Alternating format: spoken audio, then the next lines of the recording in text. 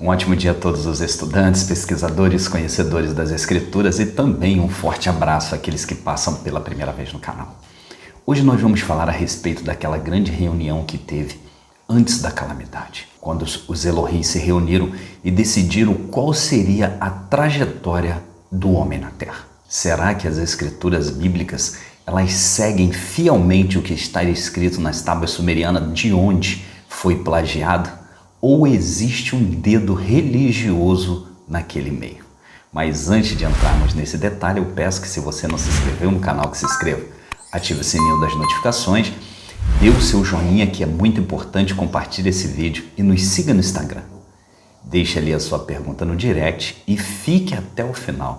Eu tenho certeza que vai haver coisas que você nunca ouviu falar e que estavam diante dos seus olhos e você não percebeu. Roda a vinheta.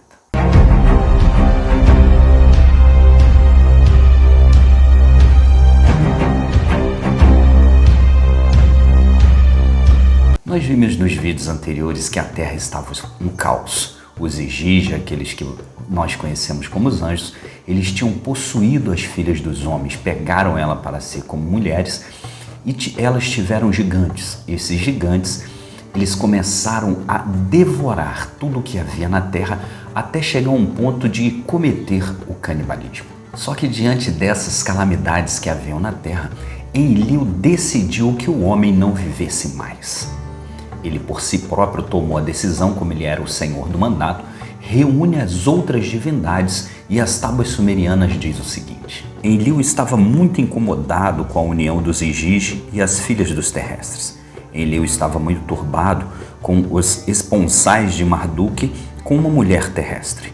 A seus olhos, a missão dos Anunnaki na Terra se perverteu. Para ele, as ruidosas e estridentes massas dos terrestres se converteram em anátema. As declarações dos terrestres lhe cansavam. As uniões me tiram o sono. Assim disse Enlil aos outros líderes. Vamos reparar o seguinte, tanto aqui quanto no livro de Gênesis. Não é dito que a divindade criou o dilúvio, mas é dito simplesmente que o ser humano ele seria exterminado pela grande calamidade. Tanto na Bíblia como aqui é dito que houve uma decisão em terminar, em acabar com o ser humano. Nos vídeos anteriores nós vimos que a Terra ela já estava sofrendo um caos. Existiam pontos de observações nas extremidades geladas da Terra e eles estavam preocupados. Por quê? Porque a última passada de Nibiru perto da Terra ia desencadear a grande calamidade. Uma reunião estava ali aposta e Enlil, como o senhor do mandado, estava decidindo o que deveria acontecer. E Enlil, com muita raiva dos terrestres, porque os terrestres eles iam até o palácio de Enlil clamar, pedir, porque as pragas, a fome, a doença estava devastando. Eles não tinham mais em quem recorrer. Ao contrário, não só no palácio de Enlil, mas também os sacerdotes e os Udra, ele também ia no palácio de Enki. E mesmo assim Enlil já estava com seu coração apertado, com o coração turbado, e ele já havia decidido destruir o homem da face da terra. Mas algumas outras coisas ainda deveriam acontecer. Enlil, por sua vez, aborrecido, mas Nimar, Enki e as outras divindades tentariam ainda arrumar algum jeito de salvar o ser humano. E assim diz as tábuas sumerianas. Nos dias de Zil-Sudra, pragas e pestes assolavam a terra. Dores, enjoos, calafrios e febre afligiam os terrestres. Ensinemos aos terrestres a curar-se, que aprendam a dar-se remédio por si mesmo. Assim disse Nimar. Proíbo-o por decreto, replicou Enlil as suas súplicas. Nimar, ela estava com o coração apertado porque todo o seu trabalho estava na terra. Ela não tinha feito somente aqueles terrestres primitivos, como ela cuidava agora de toda a sociedade adapita.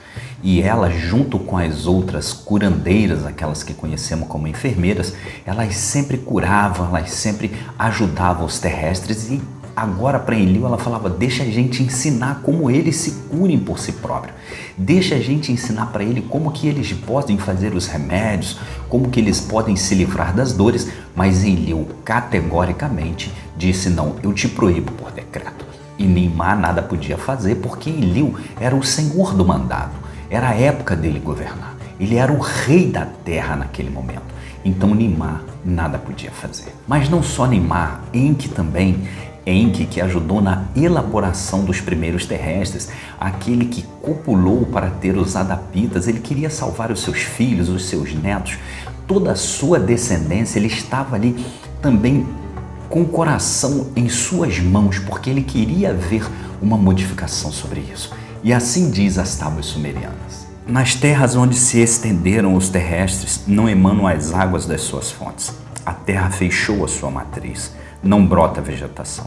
Ensinemos os terrestres a fazer lagos e canais que obtenham pescado e sustento dos mares. Assim disse Enki aos outros líderes. Proíbo por decreto, disse-lhe Enlil a Enki, que pereçam os terrestres de fome e de enfermidades. Enlil estava decidido. Não devemos salvar os terrestres diante da calamidade. A terra está corrompida, a terra está cheia de violência, a terra já não é mais como era para ser. Então que os terrestres pereçam. E conforme os dias, os meses vão se passando, os Elohims, eles estão observando as voltas planetárias. Eles não sabem o momento exato que vai haver a grande calamidade. E nesse contratempo, Ziusudra vai até o palácio de Enki e começa a clamar por misericórdia, começa a clamar para que Enki salve toda essa população que está sofrendo. Enki não pode fazer nada. Enki tem que simplesmente acatar aquilo que Enlil, o senhor do mandato, decretou. Se o rei decretou que os terrestres têm que ser eliminados, Enki tem que concordar com essa eliminação. Enki, com seu coração apertado, Ziusudra clamando, os terrestres clamando, e nada se podia fazer. Os Anunnakis tinham seus carros de fogo, eles podiam partir a qualquer momento, mas e os terrestres? Os terrestres não sabiam nem sequer a fazer a sua cura, a produzir o seu próprio remédio. E Ninurta, olhando ali as voltas planetárias, ele manda uma mensagem para Enlil e assim diz as tábuas sumerianas. A terra não terá amparo nos céus ante a força da rede de Nibiru. Kishar e sua hoste se agitarão. Larramo também sacudirá e tremerá. O grande abaixo da terra, o gelo de neve da terra branca está perdendo base. A próxima vez que Nibiru se aproximar da terra, o gelo de neve da superfície da terra branca se deslizará. Provocará uma grande calamidade de água. A terra será enrolada por uma gigantesca onda, um dilúvio. A sorte da terra está lançada. Só temos que esperar Nibiru passar próximo à terra. Não tem o que fazer. Diz Ninurta para Enlil que assim que Nibiru passar as partes geladas da terra, o gelo se desprenderá. Haverá um sacode sobre a terra. E ali, quando esse sacode acontecer, que as geleiras baterem nas águas, haverá uma grande onda, uma grande calamidade que varrerá toda a face da terra. E eu quero que você preste bastante atenção, porque cada detalhe da tábua sumeriana vai ser importante para você depois saber aquilo que a Bíblia tentou esconder para fazer de uma forma monoteísta. Preste atenção em cada detalhe que estamos comentando.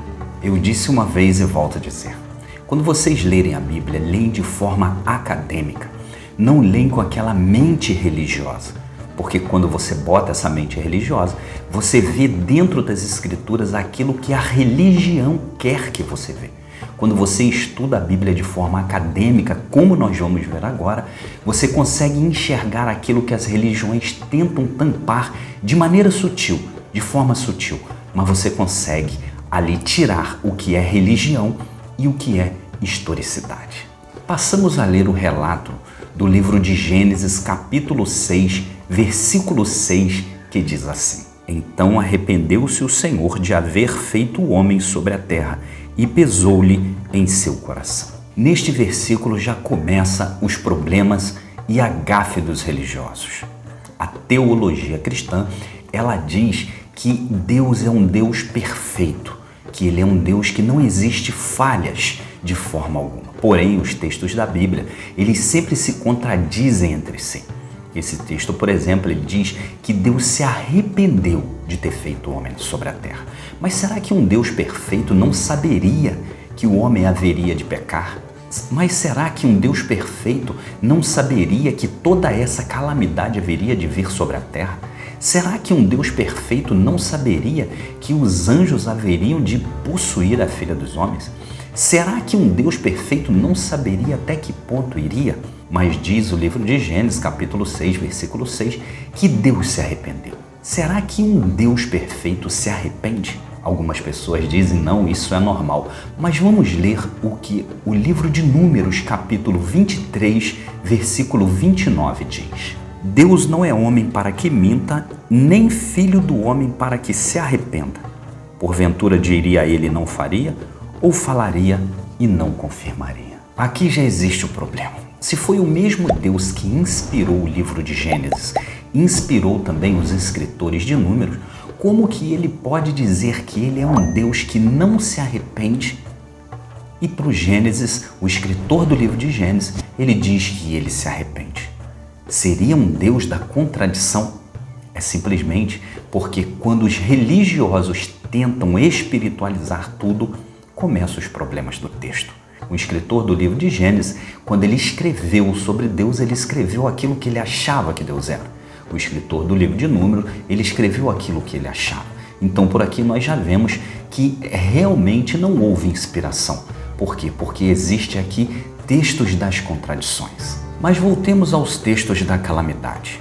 Livro de Gênesis, capítulo 6, versículo 7, ele diz assim: E disse o Senhor: Destruirei o homem que criei sobre a face da terra, desde o homem até o animal, até o réptil, até as aves do céu, porque me arrependo de os haver feito. Então, diante deste versículo, nós vemos que existe uma reunião. Destruirei os homens, destruirei o homem, os animais, os répteis e as aves. Ele está falando para alguém, ou para algumas pessoas. Ali havia uma reunião a qual ele está dizendo o que ele deveria fazer. Mas estranho, ele diz que destruiria o homem, os animais, os répteis e as aves. Réptil e aves não são animais? Os versículos 11 e 12, ele dá a razão, o motivo dessa grande destruição desses homens e animais que vivem sobre a terra. Assim diz Gênesis capítulo 6, versículo 11 e 12. A terra, porém, estava corrompida diante da face de Deus, e encheu-se a terra de violência, e viu Deus a terra, e eis estava corrompida, porque toda a carne havia corrompido o seu caminho sobre a terra. Então a razão da eliminação era que toda a carne havia se corrompido e havia uma grande violência sobre a terra. Só que existe um grande problema, um engodo dentro das entrelinhas dos versículos. Muitos às vezes não conseguem perceber e você pode reparar a mudança de tratamento. Primeiro é dito o Senhor, depois é dito Deus. Será que existe alguma coisa relacionada a essa mudança de tratamento? Mas alguns podem falar assim, isso é normal. Primeiro falou sobre Senhor e agora falou sobre Deus. Mas vamos reparar o próximo versículo e saber aonde está o engodo teológico, o engodo manipulador da teologia em cima dos textos bíblicos. E para isso nós vamos usar 3 versões diferentes e depois vamos pegar o texto em hebraico para ver se essas versões estão de acordo com o texto que apresenta. Gênesis capítulo 6, versículo 13, da tradução Novo Mundo diz assim: Depois Deus disse a Noé: Decidi pôr fim a toda a humanidade, porque a terra está cheia de violência por causa deles. Por isso eu vou arruiná-la junto com a terra. Repare que nesta versão, Deus, não o Senhor lá em cima, mas Deus, ele diz que ele decidiu destruir a terra. Vamos observar o que a Almeida Revista e Atualizada diz. Então disse Deus a Noé: Resolvi dar cabo a toda a carne, porque a terra está cheia de violência dos homens, eis que os farei perecer juntamente com a terra. A Almeida Revista Atualizada, ela concorda com a tradução do Novo Mundo das Testemunhas de Jeová. É dito ali que Deus diz para Noé que ele resolveu destruir toda a carne. Vamos ver o que a Almeida Corrigida Fiel diz. Então disse Deus a Noé: o fim de toda a carne é vindo perante a minha face, porque a terra está cheia de violência, e eis que os desfarei com toda a terra. Opa! Vamos parar tudo agora. As duas primeiras versões diz que Deus decidiu, mas a versão Corrigida Fiel diz que aquela decisão veio até ele. Então já analisamos que existe mais uma divindade diferente. Uma divindade que ela toma decisão e uma divindade que acata aquela decisão como uma ordem. Mas será qual das versões estão certas? Para isso nós precisamos ir para o texto em hebraico, da onde as traduções foram tiradas, e reparar dentro do texto hebraico aquilo que ele realmente quer dizer.